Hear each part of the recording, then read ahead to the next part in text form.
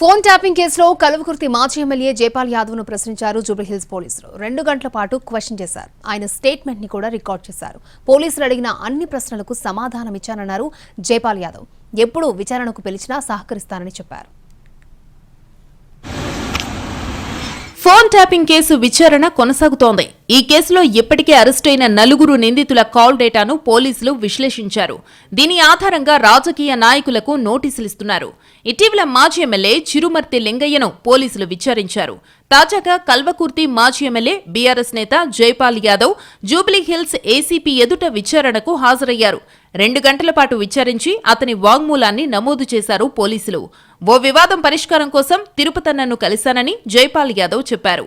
ఆయన తమ సామాజిక వర్గానికి చెందినవారు కావడంతో కలిశానని, 2 కుటుంబాల మధ్య విభేదాల కేసులో 2 ఫోన్ నంబర్లిచ్చానని స్పష్టం చేశారు. తిరుపతన్న ద్వారా ఫోన్ ట్యాపింగ్ చేయించాననే ఆరోపణలతో తనకు పోలీసులు నోటీసులిచ్చారు. ఆ 2 ఫోన్ నంబర్లను ట్యాపింగ్ చేసిన సంగతి తనకు తెలియదన్నారు. పోలీసులు తన ముందు కొన్ని ఆధారాలు పెట్టి వివరణ అడిగారని, వారు అడిగిన ప్రశ్నలకు సమాధానం చెప్పారన్నారు జైపాల్ యాదవ్.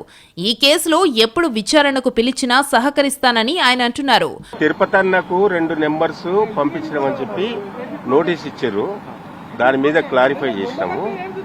వాళ్ళు నాకు నోటీస్ ఇచ్చారు. నోటీస్ సంబంధించి ఆన్సర్ చేసినాము. అది వ్యక్తిగత విషయం. అది ఎందుకంటే తిరుపతన్న మా సామాజిక వర్గానికి సంబంధించిన అయితే కొన్ని సమస్యలు, కుటుంబాల సమస్యలు, ఆ పిల్లల సమస్యలు, పెళ్లిళ్ళైన తర్వాత ఆడపిల్లల సమస్య, మగపిల్లల సమస్యలు, అట్లా కుటుంబాల మధ్యన ఉన్నటువంటి సమస్యల గురించి మాట్లాడి నెంబర్ ఇస్తాం. ఫ్యామిలీ ప్రాబ్లం గురించి ఒకసారి మాట్లాడి ఆ నెంబర్ అడిగితే ఇచ్చినాం. కూర్చొని పెట్టి మాట్లాడినాం. ఆ ఇష్యూ కూడా సాల్వ్ చేసినాం. భార్యాభర్త పంచాయతీ విషయంలో మేమిద్దరం కూర్చొని, మాతో పాటు కొంతమంది కుల పెద్దలు కూర్చొని, ఆ విధంగా అందరు కూర్చోబెట్టుకుని మాట్లాడి ఆ ఇష్యూ సాల్వ్ చేసినాం. టీఆర్ఎస్ మాజీ ఎమ్మెల్యేలను టార్గెట్ చేసినా, ఏది చేసినా మేము నీతి నిజాయితీగా ఉన్నాం కాబట్టి, పొలిటికల్ గా పారదర్శకంగా చేసినాం కాబట్టి, మేము ఎక్కడ అవినీతి కానీ అక్రమాలు కానీ ఇలాంటివి కూడా చేయలేదు కాబట్టి మాకు ఎలాంటి ఇబ్బంది లేదు, భయం లేదు, దాని సందేహం లేదు. మొత్తానికి ఫోన్ ట్యాపింగ్ కేసులో నాయకుల విచారణ రాజకీయంగా చర్చనీయాంశమైంది.